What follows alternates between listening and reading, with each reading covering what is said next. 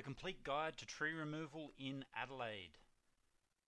In this video, we're going to be looking at the rules for tree lopping in Adelaide, things you can and can't do, whether you'll need council approval, that type of thing, how to apply for council approval and when. That's a big one. You won't always get approval. Depends what you say to council. So we're going to look at a few things you can say that's going to help you get approval to remove the tree. Pruning a neighbour's tree. What are the rules? Can you do it? Where do you leave the waste? That type of thing. And how to find the best and cheapest tree services in Adelaide. Definitely worth the wait to the end of the video. Okay, let's get into it.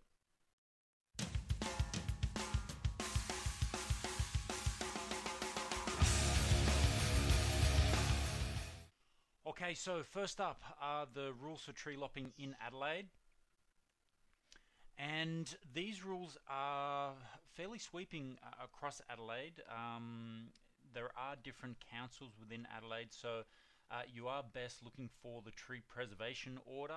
I can show you how you can get that too just at the end of the video.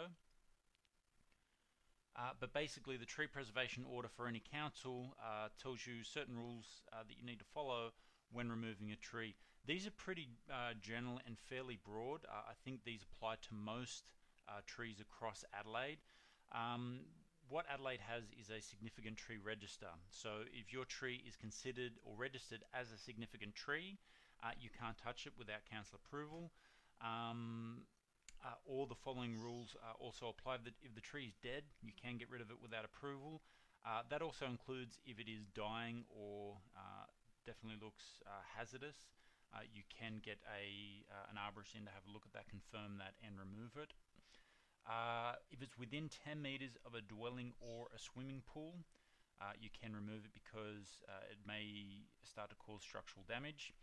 If the trunk circumference is more than 2 meters, more than 2 meters, you can't remove it. So if it's less than 2 meters at the base level, you can remove it. It's not considered a significant tree. And if it's an exempt species, and I'll show you a list of exempt species also. And also the 1030 fire hazard clearing rule. So if it's within 10 meters, if a tree is within 10 meters of your house, you can remove it without approval, or undergrowth within 30 meters of your house, you can remove it.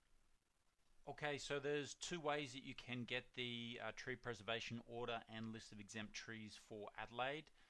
The easiest one's probably just coming to gotreequotes.com.au. If you scroll down to the bottom, you'll see there's a link for council tree regulations. And that'll take you to this page. Just click on Adelaide and Adelaide City Council. You can just punch in your local council and it will take you directly to the local council's tree preservation order. And that'll give you specific rules of what you can and can't do within within your specific region.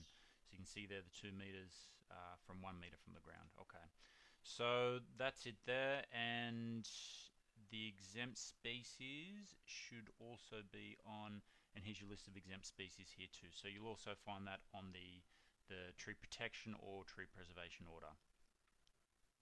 Okay, how to apply for council approval and when. This one's a tricky one. It depends on your council. I mean, the councils in other cities are a lot stricter than they are in Adelaide. The fact that you can remove any tree within a certain distance of your house, or that's got a circumference less than 2 meters, is pretty liberal. Like, it's pretty free. It's got to be a massive tree other than that. But if you do have this huge tree that you really do want to get rid of, it's going to all depend on what you say to council. Good reasons for removal is that it is destroying the foundations. All the trees become dangerous. If you put the council on notice and say, you listen, I've got kids playing under here, we've got huge deadwood branches coming down, if anyone gets injured, it's on you.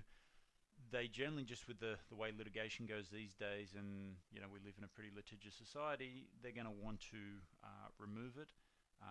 They could ask for an arborist report, and I'll get into that in a little.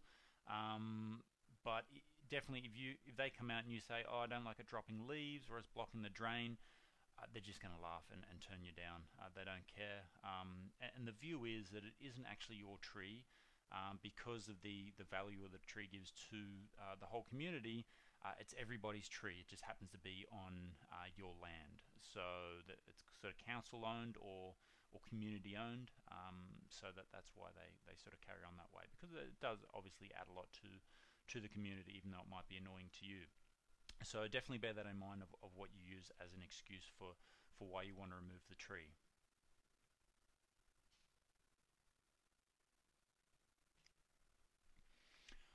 Okay, so we spoke about what your excuse might be. Arborist reports. If they do, sometimes the council asks for an arborist to come out and have a look at the tree and give their opinion on whether it should be removed or not, or whether it's healthy or safe, or whatever the case may be. There's two types of arborist. There's full-time consulting arborists, or there's consulting slash arborists who actually carry out the work. In my opinion, like the industry's kind of split into two. In my opinion, you want the latter. You want someone who actually does the work as well as does arborist reports. It's just more in their best interest to give you approval, because generally they're going to get the work. I know it is a conflict of interest. It's just how the industry is, and if you can use that to your favor, then I suggest you do. The cost of an arborist report, you generally, depending on how many trees and depending on how detailed, if it's for a DA approval, it's going to be a little bit more involved, and you might be looking anywhere from $450 to $700. But if it's just for a basic sort of removal, there's nothing new being built, and it's just for sort of a residential, it's not sort of commercial. Anywhere from 300 to 400, maybe 450 is what you could expect to pay. But I'd definitely talk to the council first before getting the arborist in. And what if they say that it has to stay? That's if the arborist says it has to stay. I would not hand that straight into council, because they give the report to you and then you submit that to council. I'd probably get another opinion. I mean, it's going to cost you, if it's a decent sized tree, it's going to cost you, several thousand to remove it.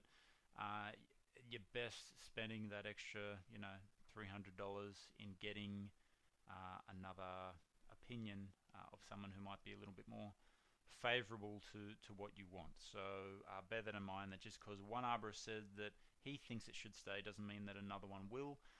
Definitely get especially like the consulting arborists, they won't tell you what they think before they do the report. They'll say, no, pay me for the report, and then I'll tell you in the report what I think. If you get an arborist that does the work as well, that actually removes trees, they're more inclined to say, hey, look, I can't give this approval, it's a perfectly healthy tree, and you can move on to the next one, or you're not going to or just not waste your money in general, and just maybe get a prune. You should be able to prune up to 10 or 20% per year if you want to remove some branches over your house, or etc. So just bear all that in mind. Pruning your neighbour's tree. You can prune your neighbour's tree. Anything hanging over your anything hanging over your yard or house, as long as you're not shearing it straight up the side. Some of the lower branches, you can't really top a tree or take out the very top of the canopy. But if it's a decent sized tree and there's some significant branches hanging over, significant meaning first order branches coming straight off the trunk, you can remove them. You don't really need your neighbour's permission, but I strongly guarantee it. And the council also asks that you speak to your council first. Speak to your neighbour first. If your neighbour says no, there is a dispute centre. You'll have to find it on your local council's page. If not, there's under the state government, there's always a dispute centre for things like this. But also check your tree preservation order first. That they might have something about that specifically for your area. And lastly, how to find the best and cheapest tree services in Adelaide. Now this is easier said than done. Firstly, you've got to understand that there's two different types of arborists. Well, there's qualified arborists and there's tree loppers. You really want to go with a qualified arborist. A, they're going to be insured, and B, they're going to know what they're doing, and they're not going to damage anything on your property. and most of the time you're going to get probably about the same price depending on the company that you get in. So we have put together another video and an article that you can see at gotreequotes.com.au that deals with how to save money on tree services. There's lots of little tricks at giving them better access, selling firewood online, that type thing. It's actually a very detailed article and video, so definitely worth having a look. But the best way to save money on tree removal is with the companies that you get out to quote the job. If you're getting 3 expensive companies to come out, there's only so much difference there is going to be in between their quotes. So what we've found is having the right company's quote is going to save you the most money out of anything. So what we do at Go Tree Quotes is we match homeowners with local tree specialists. Not just any local tree specialists, the ones that have been previously voted as the best price to quality balance by previous users. So all you need to do is come to our website, and in the bottom corner of this video you'll see a link now pop up, and that will take you directly to our site. Just fill in a few details about the tree, what type of job it is, send it off to us. We forward that on to the closest 3 guys who have been voted as the best price. They'll get in contact with you, give you a price for your job. If you're happy with the price, you can go ahead. If not, there is no obligation to hire.